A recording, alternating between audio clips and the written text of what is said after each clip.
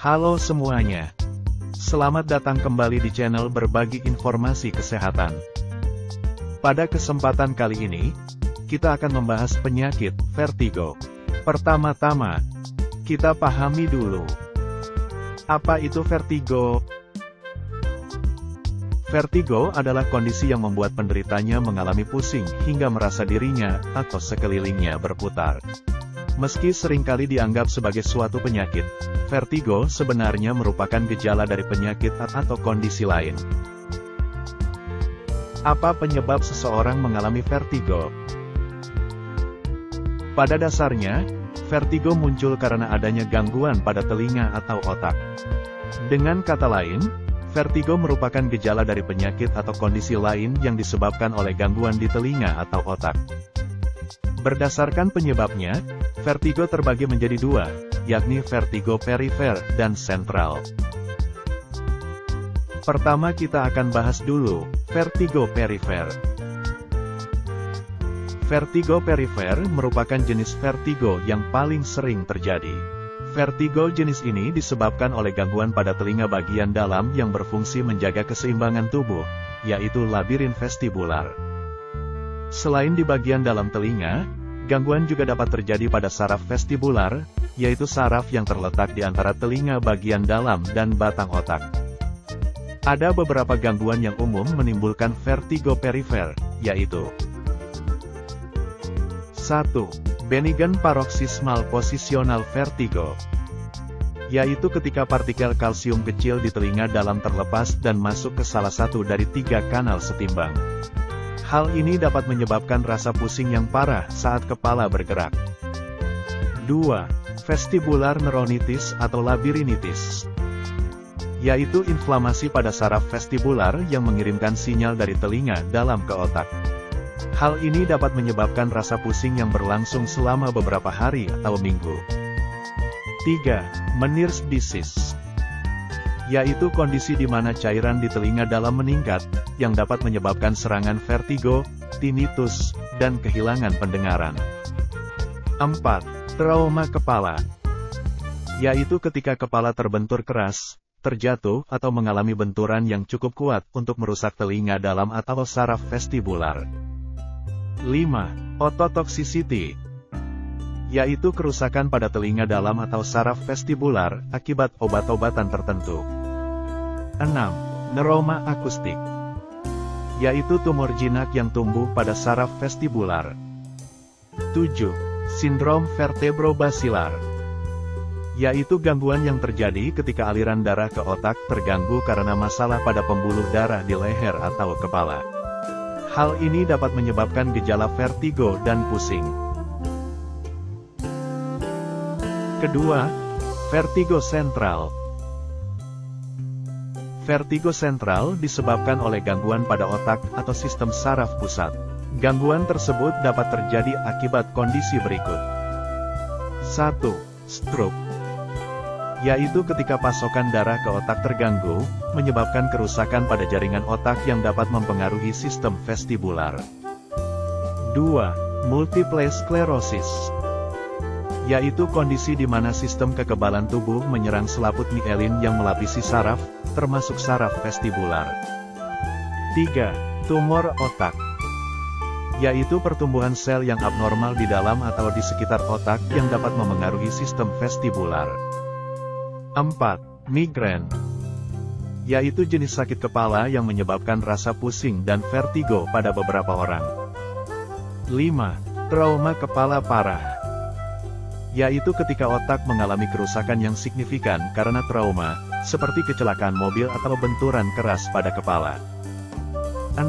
Infeksi otak atau meningitis, yaitu infeksi pada jaringan otak atau selaput pelindung otak dan tulang belakang. 7. Gangguan neurodegeneratif seperti Parkinson's disease, Alzheimer's disease, atau dementia lainnya. Selanjutnya kita membahas bagaimana cara mencegah agar tidak terkena penyakit vertigo. Untuk mencegah vertigo, hindari faktor yang dapat meningkatkan risiko terjadinya kondisi ini. Sebagai contoh, Seseorang yang berisiko terkena stroke harus selalu menjaga kadar kolesterol dan tekanan darahnya tetap normal, serta menghentikan kebiasaan merokok. Sementara itu, bagi orang yang sering berkendara atau berolahraga, pastikan untuk selalu memakai helm atau alat pelindung khusus untuk menghindari risiko terjadinya cedera kepala. Pada penderita vertigo, kekambuhan kondisi ini bisa dicegah dengan menghindari hal-hal berikut. 1. Sinar terang. 2. Gerakan kepala yang terlalu cepat. 3. Posisi membungkuk. 4. Posisi kepala yang menengadah atau melihat ke atas. Selain itu, berdiri secara perlahan dan tidur dengan kepala disanggah juga dapat membantu mencegah vertigo kambuh. Berikutnya, bagaimana cara pengobatan vertigo? Pengobatan vertigo tergantung pada penyebabnya. Metode pengobatannya dapat berupa penanganan mandiri, penggunaan obat-obatan, dan penanganan medis yang dilakukan oleh dokter. Pada sebagian besar kasus, vertigo juga bisa sembuh dengan sendirinya tanpa pengobatan apapun. Untuk membantu meredakan gejala vertigo, pasien dapat melakukan hal-hal di bawah ini. 1. Jangan banyak bergerak. 2. Duduk atau berbaring saat gejala terjadi. 3. Lakukan aktivitas secara perlahan jika terpaksa. 4. Hindari mengubah posisi tubuh secara tiba-tiba. 5. Jangan membaca tulisan apapun saat gejala terjadi. 6. Hindari sinar yang terlalu terang. 7. Minum banyak air putih. 8. Hindari minuman berkafein dan beralkohol, serta hindari merokok. Selain itu, hindari aktivitas yang berisiko membahayakan diri, seperti berkendara, mengoperasikan alat berat, atau berolahraga yang terlalu berat, setidaknya sampai 1 minggu setelah gejala mereda. Jika gejala yang dialami tidak dapat ditangani dengan cara di atas, berkonsultasinya dengan dokter Anda. Dokter dapat meresepkan obat-obatan untuk membantu meredakan gejala vertigo, seperti 1. Antibiotik, untuk mengatasi infeksi. 2. Antihistamin, seperti betahistin dan meglizin, untuk mengatasi pusing. 3. Prochlorperazin, untuk mengatasi mual. 4. Benzodiazepines, untuk mengatasi gejala vertigo. 5. Desloratadine, diazepam, atau prednison, untuk mengatasi labirinitis. Perlu diingat, obat-obatan di atas tidak boleh digunakan tanpa resep dokter dan harus sesuai anjuran dokter. Pada vertigo yang disebabkan oleh kondisi yang lebih serius, dokter dapat melakukan tindakan medis, seperti 1. Rehabilitasi vestibular atau vestibular rehabilitation therapy, VRT. Terapi ini bertujuan untuk memperkuat sistem vestibular yang berfungsi mengirim sinyal gerakan tubuh ke otak. VRT biasanya disarankan pada pasien vertigo yang sering kambuh. Tujuannya adalah untuk melatih respons tubuh terhadap perubahan posisi kepala. 2. Cannulate Repositioning Maneuver. Terapi ini dapat digunakan untuk mengatasi BPPV. Tujuannya adalah untuk memperbaiki posisi cairan di dalam saluran vestibular. 3. Operasi. Pada kondisi tertentu, seperti perilimfatik fistula atau kolesteatoma, dokter mungkin akan menyarankan prosedur operasi guna memperbaiki gangguan yang terjadi pada telinga bagian dalam.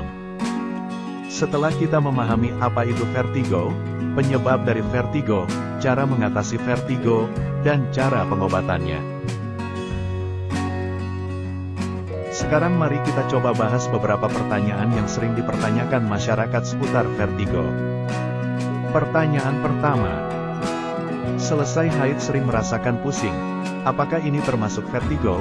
Dan apa yang harus dilakukan untuk mengurangi rasa pusing?